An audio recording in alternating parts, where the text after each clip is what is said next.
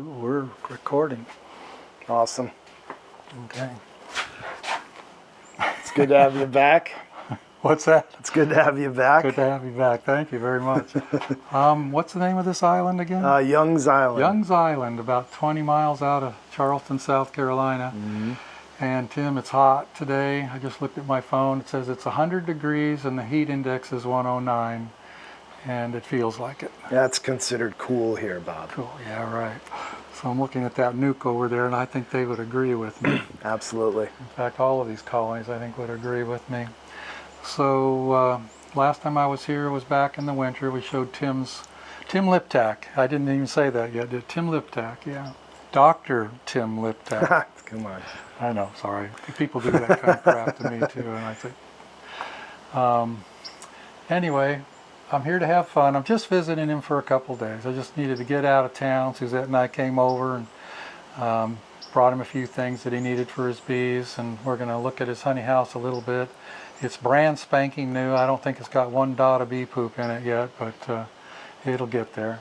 But he's got some interesting things here in the bee yard that I want to focus on, and there's one specifically over there. Can we go down there and take a look at that colony? Sure. Yeah, I want to talk about that. Yeah, sure.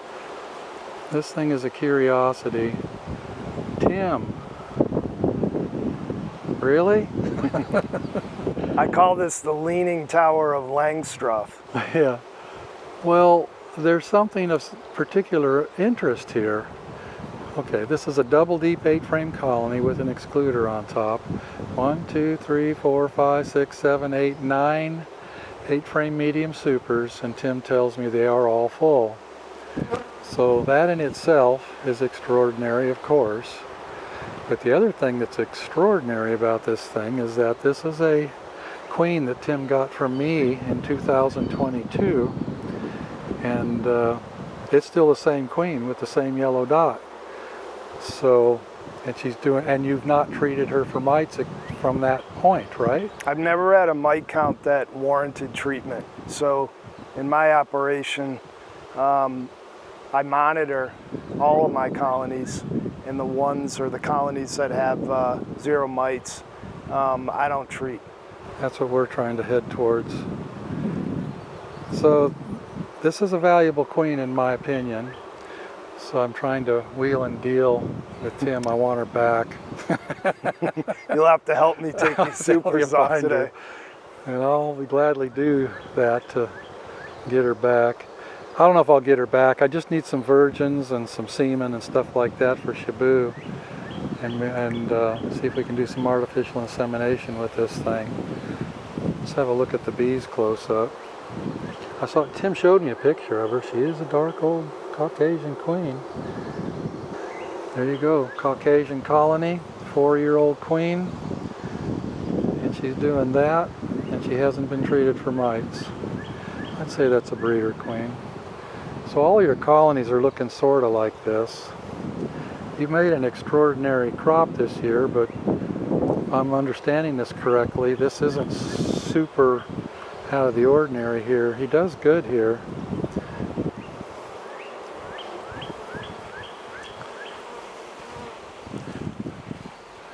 Okay, who's painting this? Who's doing all the painting? I have a friend that painted our son's nursery back in the day, and she took some of my boxes and painted them for me. But since I've expanded, you'll see more and more white boxes being utilized. Okay, and you crack the lids like we do on a hot day. Yeah. That helps a lot, it honestly does. Definitely. So these colonies, they're doing very well. Did you take splits out of these things this spring? I didn't. You did not? Not on these. Well, how'd you keep them from swarming? Well, I stole some brood from them, and but I didn't do a full-on split. So how much brood did you take out of them? I took about 3 or 4 frames, well, cut them way down. That's just as good as splitting. Yeah. That is part of the key, unless you want to do checkerboarding or something like that. Have these been treated for mites, these 3? Yes. Okay. So it's just that one that hasn't been treated. Yep. What kind of queens are these? This here is a pole line queen. Okay. Pole line. The one in the end is a Golden West that I got from you that's starting to build up. Okay. And I'll eventually start rotating out the pole line for the Golden West. I like their temperament. Golden West are very gentle. Yeah. Do you find that Caucasian down there very gentle also? Very, very. Very gentle, yeah. Yeah. Of course, if anybody didn't see the video I did with Tim this winter, what's your elevation? About 5 feet? Yeah, maybe a little bit more. The tide's way down right now, Yeah, so you can. But later on tonight, you'll see a lot of water in there. Yeah, we are right on the water. So is Charleston that direction right there? Yeah, towards that way. Yep. So if the way the bee flies, how many miles? 21 miles 21 miles. to my office downtown. Yeah. Yeah. Well, cool. It's not cool today. It's really hot. Yeah, and he's got more colonies behind me. Told me this morning he had about 45 colonies right now. Tim is a full-time professional dentist in Charleston and has been for years. I find it curious. And you're going for your master's in Entomology at the University of Florida. Yeah, I'm just about finished with that. Yeah. I'm working on my last project. All my classes are complete. It was something I wanted to do for a long time, and when I was up at the Eastern Apicultural Society meeting in Amherst, Cameron and Jack bent my ear about it, and I enrolled soon after that. It's been wonderful. I've learned quite a bit from them. Well, you're an interesting personality. At your old age, you're going for another Ripe degree. old age. Ripe old age. Yep. I won't ask. Your ripe old age, you're going for another degree, but you're doing this one out of passion more than anything. Yeah, absolutely. Tim's passionate about bees. Very unusual personality. Professional dentist, and he's just all about the bees. Yeah, let's go check out your new honey house. Yeah, absolutely. I like your label, Tim. Thanks. It's interesting. Little Wing. Is there some message in there of some sort?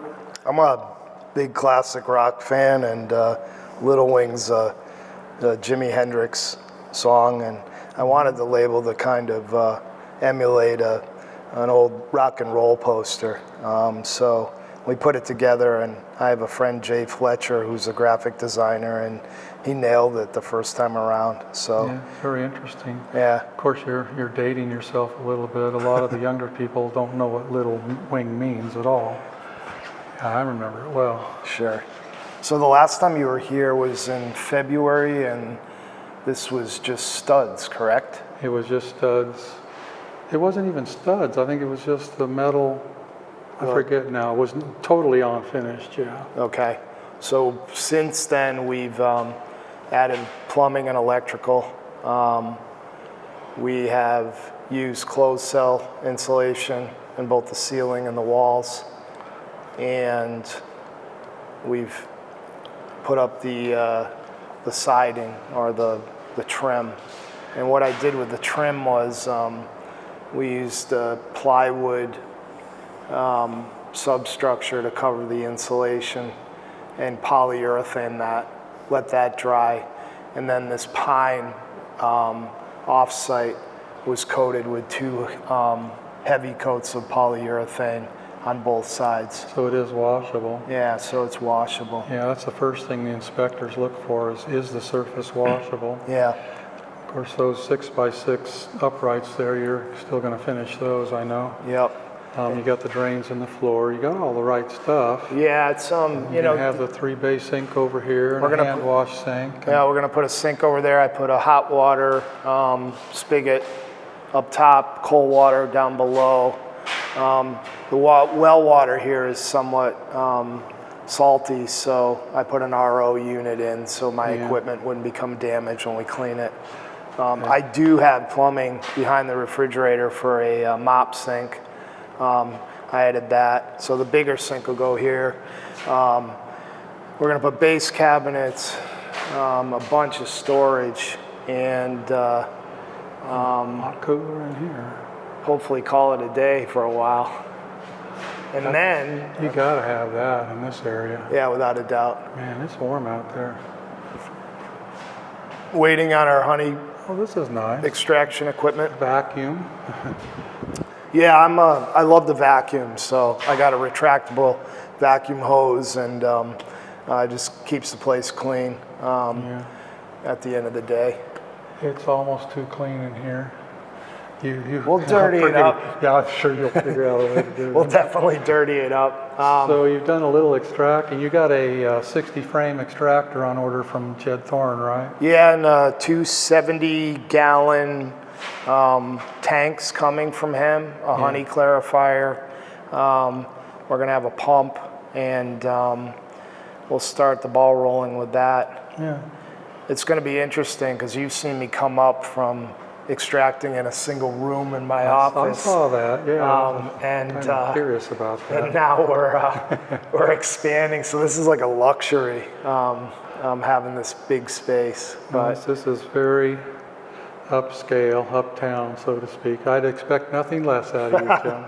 yeah, I really want to use it as a mixed-use space for some educational experiences and workshops, and just kind of give it some flexibility when we're not using it as a honey house. So I'm happy with the way it came out. It's actually modeled, I'm from New England originally, and we had a lot of maple syrup, maple sugar shacks where I live, and this kind of resembles what they look like inside. That's right, you're from Massachusetts. So you're not from Massachusetts anymore. Not You've been anymore. here a long time. Yep. Yeah, cool. I should also, I'm going to embarrass you a little, you're also a graduate of the Citadel here in Charleston, South Carolina. That's why everything's so neat in here. Oh, they taught you that at the Citadel? One of many lessons, hard earned. Well, very nice, very nice. Thanks. Before we close, I have to say that that smoker you brought me from your operation there is really stinking up the place. I feel like John's standing right beside me, so. Let's look at that thing. There's a story there.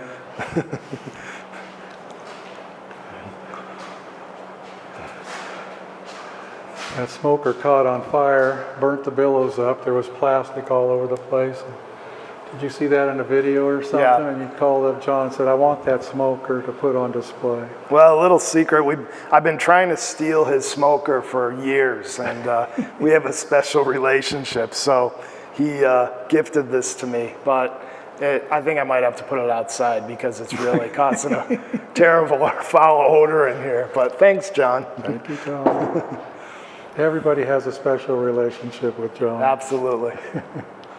What you got here? So we have these resource hives, I call them. They're 4-on-4 nukes, and I use them as brood resources, things like that. And come spring, I'll take them out and make them into full-fledged colonies. But these are some beautiful nucleus colonies. I got these from Selena in your operation. They're a Caucasian golden wexed mix, and they're doing really, really good here. So this is a two-way nuke box with a divider down the middle? Yeah, 10-frame box, divider down the middle, and 2 nuke boxes on top. Have you ever just put an excluder on this and put supers? I have actually, yes. I'm considering doing that because these things brood up so fast and so quickly. But they're beautiful bees, very gentle. Great brood patterns. I can't say enough about Dare them. I? It's up to you. Up to me? 4 frames, yeah. Yeah, I just put these in here yesterday. Okay.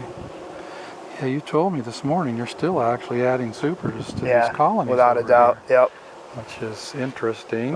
These What's are beautiful the date today? bees. The 13th of June? Yeah. Is that normal? Does your honey flow go into June like this? I think it's a little late this year. Yeah. But like I said earlier, I'm still learning this location. I've only been here 3 years, so I'm taking what they're giving me. Yeah, never say no. You have to super them. You can't just let them plug out. That's a disaster. Okay, what do we got here? So Jason Bragg in West Virginia artificially inseminated a breeder queen for me. This is a buckfast breeder. I'm gonna start doing a bit more grafting and introduce these genetics into my operation this season. So we'll see how that goes. Yeah, we're both playing around with buckfast this year. I had some Canadian, well, it's not Canadian buckfast, but I got it from Canada probably 2 decades ago, and they were very gentle, nice bees, and Tim and I are both kind of experimenting with them. I can honestly say I really am enjoying their temperament. I have 4 or 5 of their queens from you, and they're doing quite well. They're a pleasure to work with, so we'll see where this goes. When do you expect to be grafting from this one? I don't know. Once I get, it's the time, finding the time, but I'd like to get on it really quickly. Yeah. So many bees to play with and not enough time. Absolutely. That one there with the Jimi Hendrix graphics on it, I requeened that. That was a really angry, just miserable colony. And I heard about that one. so I moved that from down there out to here and put it in the corner and requeened it. That's the way to do it. If you move them, they lose their field force, and you have this little short window of opportunity to get in there when they don't have their field force. Absolutely, yeah. It works, yeah. I find I just don't have the time for dealing with mean bees anymore. I don't have the patience to deal with mean bees anymore. So it's very beautiful here. I don't know if the camera will do it justice, all the Spanish moss, and very interesting area.